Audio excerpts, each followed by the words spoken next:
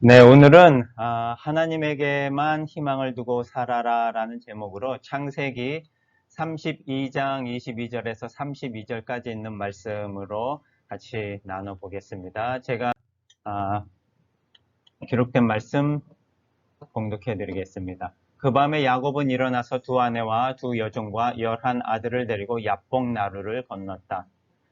야곱은 이렇게 식구들을 인도하여 개울을 건너보내고 자기에게 딸린 모든 소유도 건너보내고 난 다음에 뒤에 홀로 남았는데 어떤 이가 나타나 야곱을 붙잡고 동이 틀 때까지 씨름을 하였다.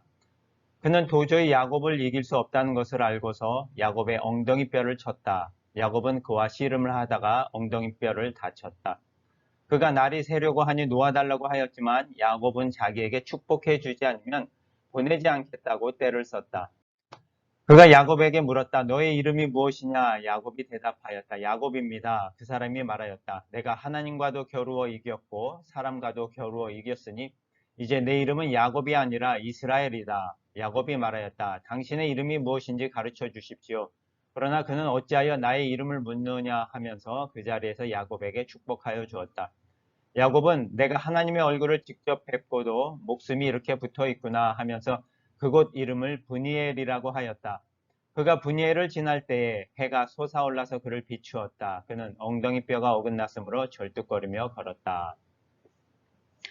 네, 오늘 읽은 말씀은 아마 여러분들이 잘 아는 내용일 거예요. 많이 들어봤고 야곱이 하나님의 천사와 씨름해서 이겼다라고 하는 그런 내용의 말씀이고 이름을 이스라엘이라는 이름을 하나님이 또 주셔서 그 이름을 갖게 되는 그런 본문의 내용입니다. 오늘 본문의 내용이 또 이 한 주간 살아가는 저희에게 어떤 힘이 되고 또 하나님의 은혜가 될지 한번 같이 나눠보겠습니다. 지금 창세기의 야곱의 내용을 다루고 있는데 지금 야곱이 어떻게 보면 야곱의 인생에서 제일 중요한 순간을 지금 맞고 있어요. 전에는 라반 외삼촌을 에게서 도망쳐서 지금 도망치고 있는 과정에 라반 외삼촌이 쫓아왔지만 그 쫓아온 과정 중에서 하나님이 개입하시고 하나님이 라반에게 꿈에 나타나셔서 야곱을 해치지 말라고 하셨거든요. 그래서 라반의 위협을 지금 이제 한숨 넘기고 났지만 이제 야곱에게는 진짜 제일 큰 문제가 하나 남아 있는 거예요. 예전에 형의 그 살해 위협을 어, 피해서 도망쳤지만 이제 20여 년이 지난 지금 형 에서가 있는 그 고향 땅으로 가고 있는데 분명히 형 에서하고 만나야 될 그 시점이 다가오고 있는 거거든요. 근데 오늘 밤이 지나고 나면 내일 형 에서를 만나게 되는 그런 상황입니다. 그래서 야곱의 인생 가운데 지금이 가장 중요하고 어떻게 보면 위험한 순간일 수도 있는 거예요. 왜냐면 형 에서가 야곱을 죽이려고 하는 그 마음을 갖고 있었는데 시간이 흘렀지만 지금 어떻게 됐는지 모르는 그런 상황에서 이 야곱이 가장 큰 문제를 갖고 있는 이 상황 가운데 하나님이 어떻게 다루시나 하는 그런 부분이 오늘 여러 가지 크고 작은 문제를 안고 있는 우리에게도 많은 도전이 되고 또 도움이 되는 그런 말씀이 될 거라고 봅니다. 그래서 오늘 본문의 내용을 통해서 여러 크고 작은 문제를 안고 있는 우리들에게 하나님이 야곱의 문제를 풀어주시고 해결해 주시고 도와주신 것처럼 우리들에게도 하나님이 동일하게 또 역사하시고 함께하여 주실 줄 믿습니다. 먼저 라반과의 문제를 한번 간단히 보면 라반을 에게서 도망치고 난 지 3일이 지나서 라반 외삼촌이 야곱이 도망친 것을 알고 친척들을 거느리고라고 했지만 거의 무장한 그런 군인들을 거느리고 야곱을 추적해서 7일 만에 야곱을 따라잡았어요. 그런데 그날 밤에 하나님이 라반의 꿈에 나타나셔서 어떻게 말씀하셨냐면 너는 어떤 방법으로도 야곱을 위협하지 말아라 라고 말씀하신 거예요. 그 하나님의 은혜를 인해서 이 라반은 야곱을 해치지 않고 오히려 이제 계약을 맺고 다시 자기 땅으로 돌아가는 그런 일이 이루어집니다. 그래서 라반하고의 관계 속에서도 하나님이 다루시고 문제를 해결해 주시는 그러한 하나님의 은혜를 야곱이 입는 그런 모습을 오늘 우리가 봅니다. 이제 남아있는 것은 에서와의 문제인데 형 에서에게 어떤 마음을 갖고 있는지 알아보기 위해서 야곱이 종들을 에서에게 보냈거든요. 그런데 돌아온 종들이 하는 말이 뭐냐면 주인의 형 에서가 주인을 만나려고 400명이나 되는 사람들을 거느리고 오고 있습니다. 라고 종들이 전하는 거예요. 이 말을 듣자 야곱은 당연히 자기를 이제 어떻게 해하려고 오는 줄로 생각을 하고 몹시 두려워하고 번민하면서 자기와 함께 있는 양이나 소나 약대를 두 떼로 나누는 거예요.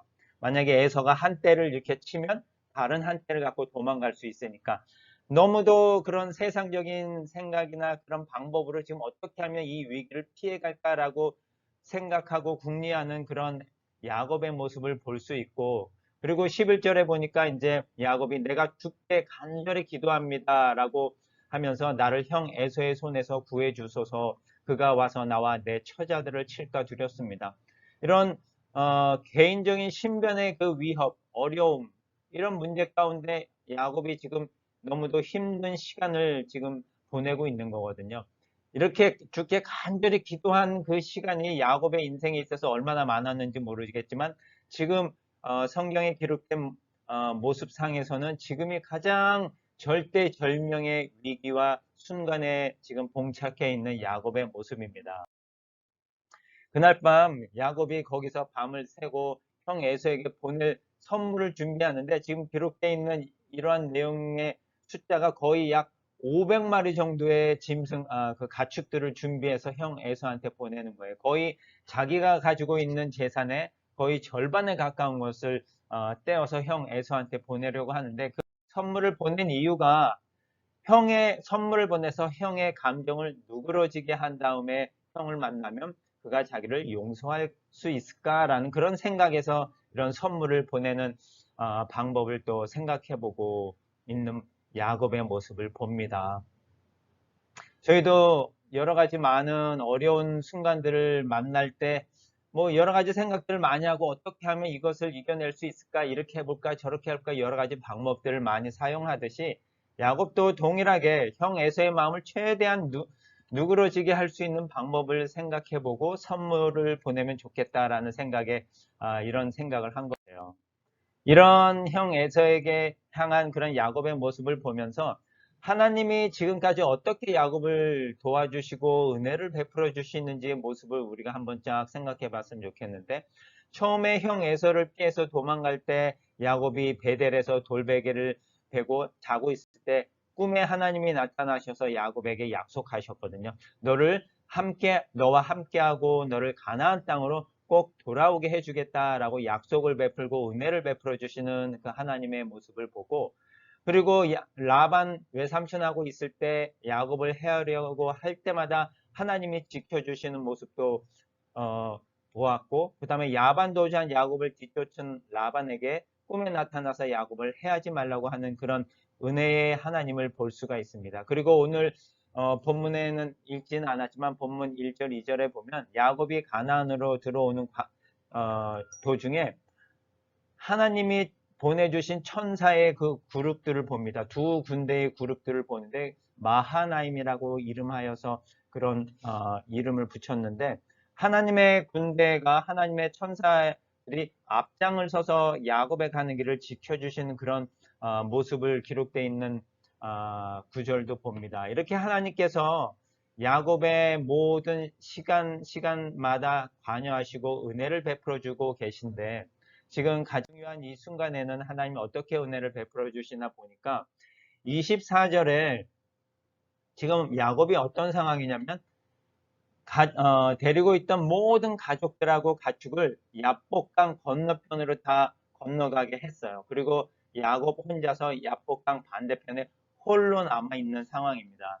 어려운 문제 사실 많은 주위의 도움을 받고 해결할 수 있지만 제일 중요한 거는 사실 나 자신이 혼자서 하나님과 1대1로 문제를 풀어가야 된다는 것입니다. 그래서 야곱도 지금 홀로 남아서 이 문제를 어떻게 하나님과 풀 수 있을까라고 고민하고 있을 때 하나님이 찾아오신 거예요. 어떤 이가 나타나서 야곱이 간구하기도 전에 하나님이 먼저 야곱에게 찾아오신 거거든요. 그래서 동이 틀 때까지 씨름을 했는데 야곱을 이길 수 없다는 것을 알고 야곱의 엉덩이를 쳤습니다. 그리고 야곱은 축복해 주지 않으면 보내지 않겠다고 떼를 쓰는 상황이 나타나고 그 상황 가운데 하나님께서 내가 하나님과도 겨루어 이겼고 사람과도 겨루어 이겼으니 이제 내 이름은 야곱이 아니라 이스라엘이다라고 하는 그런 상황을 말합니다. 그래서 야곱이라고 하는 그 이름의 뜻은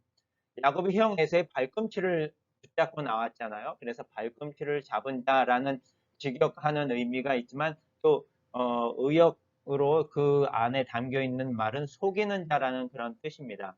우리나라에도 이런 말이 있잖아요.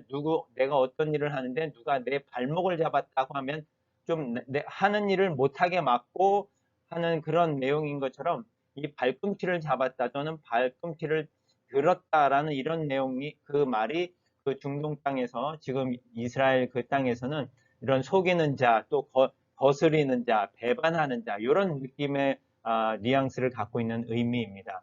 그래서 그 이름처럼 야곱이 형 에서도 속이고 이삭도 속이고 라반을 속이고 하는 그런 인생에서 많은 속이는 일들을 사실 행하여 왔는데 오늘 이 밤에 하나님의 천사가 야곱에게 너의 이름을 이제는 이스라엘이다 라고 하면서 이름을 주시는데 이스라엘이라는 이름의 뜻은 직역하면 뭐 하나님과 겨루어 이길 것이다 라는 그런 뜻이고 또 다른 의역적인 뜻은 하나님이 통치하실 것이다 라는 그런 뜻을 갖고 있습니다. 그래서 새로운 이름을 가진 것은 이제 야곱이 옛날의 야곱이 아니라 새롭게 거듭난다라는 그런 의미를 좀 담고 있는 거죠.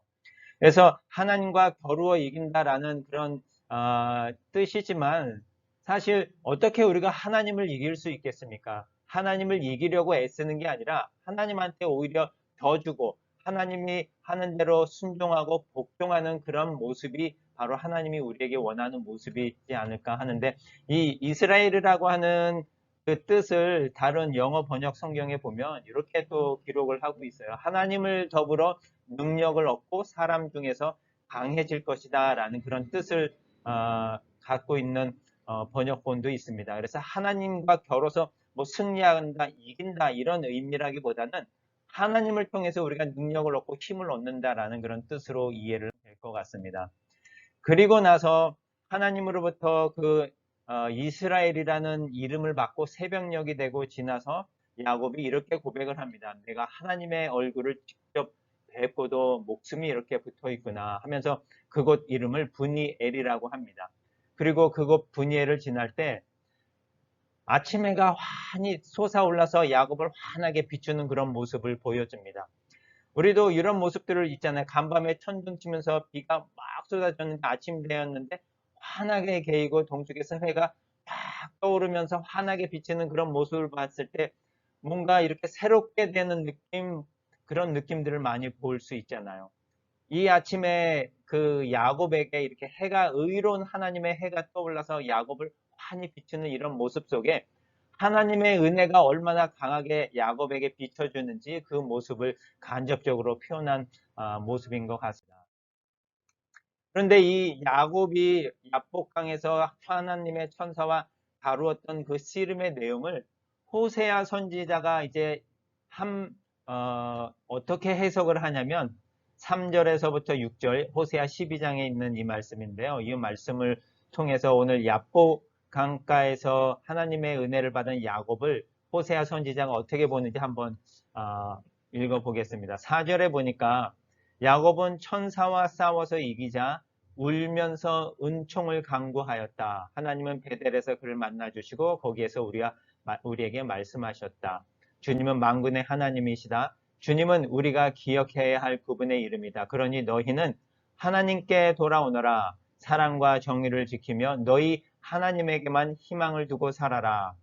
이 호세아 선지자는 이 야곱이 하나님의 천사와 싸워서 이긴 그 모습 속에서 우리가 하나님을 이기려고 하는 게 아니라 그 순간에 야곱은 울면서 회개하면서 하나님의 은혜를 강구하고 이 어려운 문제를 해결해 달라고 하나님에게 도움을 청했다라는 그런 모습을 우리가 볼 수 있습니다. 그러면서 우리에게 또 야곱에게 하나님께로 돌아오너라. 너희가 하나님에게만 희망을 두고 살아라 라고 하면서 우리에게 도전의 말씀을 주십니다.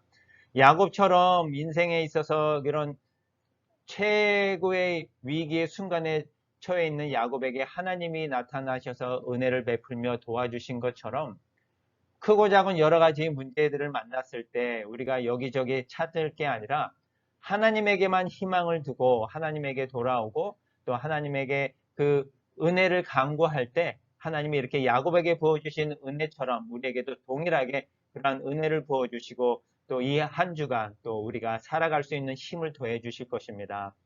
분주하고 바쁜 아침, 월요일 아침이지만 우리가 이 하나님에게만 희망을 두고 살아갈 때 하나님이 우리에게 동일하게 야곱에게 주신 그 은혜처럼 풍성한 은혜를 더해 주실 줄 믿습니다. 감사합니다. 기도하겠습니다.